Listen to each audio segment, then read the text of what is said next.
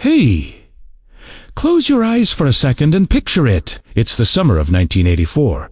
The cicadas are screaming in the pine trees. Fireflies are lighting up the fields, and buses full of kids are rolling into rural Bible camps all across the Midwest. Parents are waving goodbye, thinking their teenagers are in the safest place on earth, singing hymns by the lake, roasting marshmallows, learning about faith under the stars. But that summer, and the ones right after, something dark slipped in between the prayers and the campfires, and nobody ever got caught. These weren't fancy sleepaway spots with tennis courts and Wi-Fi. We're talking old-school rural camps, dirt roads, wooden cabins, a big wooden cross by the lake, and miles of nothing but woods and stars. Places like Camp Galilee in Missouri, or those little church-run spots up in Wisconsin and down in rural Illinois. Kids saved up all year for a week or two of worship, games, and late-night testimonies. Counselors were usually college kids home for the summer, guitar players, youth pastors in training,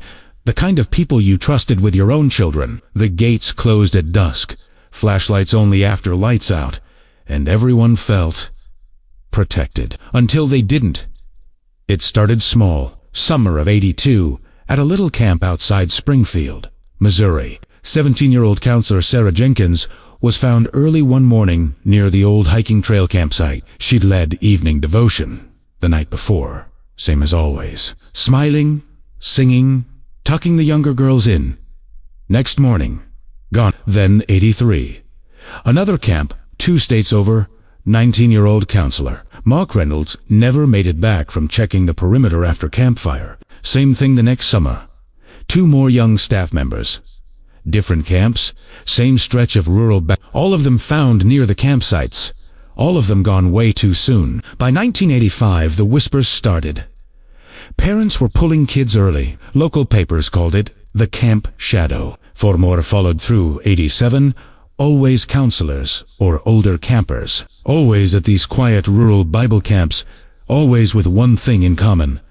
They were last seen walking the trails or checking the outer campsites after dark. Sheriffs from 3 different counties finally started comparing notes. State police got involved. They had descriptions. A white van seen near 2 of the camps.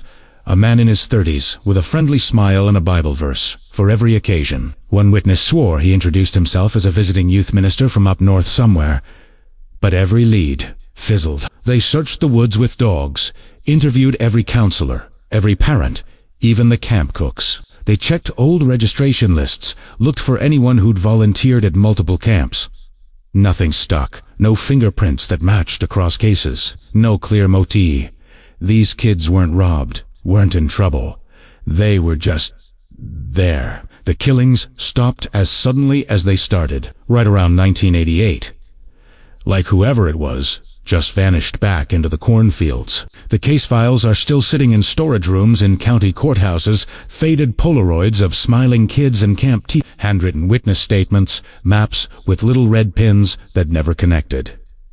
So who was behind it? That's the question that still haunts old campers and true crime groups today. Some folks figured it was a local who knew the back roads, maybe a handyman who bounced between churches. Others thought maybe a traveling preacher type who used the camps as hunting grounds. There was even talk of a drifter who'd pose as a volunteer, quote scripture, then disappear before anyone asked questions. Amateur sleuths in the 2000s dug through old yearbooks and church newsletters, found a couple of names that popped up at 3 different camps.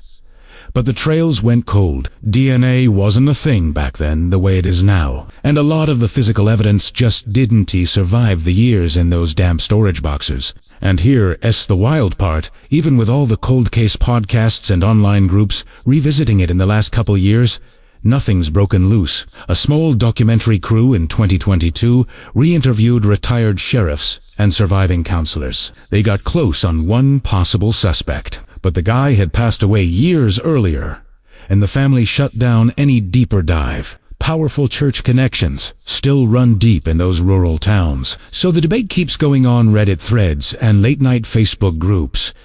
Was it one person, more than one, or just the worst string of coincidences these quiet camps ever saw? Stories like this one make you look twice at every happy summer memory, don't they? One minute you're singing around the campfire. The next, The woods feel a little darker. If this one gave you chills, drop your theory in the comments. I actually read them all.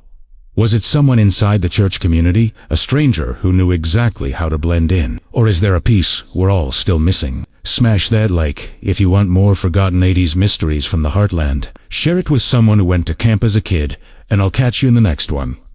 Stay safe out there, and maybe double-check the locks on those cabin doors. You never know what's still hiding in the trees. Thanks for watching.